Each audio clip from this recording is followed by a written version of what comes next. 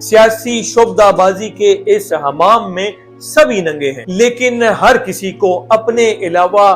ہر کوئی بڑھنا نظر آتا ہے۔ سیاست اور نظام حکومت کا اگر جائزہ لیں تو ایک کڑوا سچ سامنے آتا ہے کہ ایک مراعات یافتہ طبقے کی جگہ ایک دوسرا مراعات یافتہ طبقہ اقتدار سنبھال چکا ہے۔ یوں تو پاکستان کا نظام حکومت اور سیاست کہیں بھی قابل فخر نہیں رہا، لیکن گزشتہ کچھ سالوں میں جو بے توقیری اس کے حصے میں آئی ہے، اس کی مثال شاید قیام پاکستان کے اولین سالوں میں بھی نہ ملتی ہو، جب پاکستانی سیاست کو میوزیکل چیئر سے تشبیہ دی جاتی تھی۔ پاکستان کی سیاسی جماعتوں کا مقصد بہر طور اقتدار کا حصول ہی دکھائی دیتا ہے، اور کوئی بھی جماعت کسی بھی قسم کی نظریاتی اساس، اہلیاتی بنیاد یا پھر کسی ایک طے شدہ بیانیے کے ساتھ اپنی مکمل وابستگی کا دعویٰ نہیں کر سکتی۔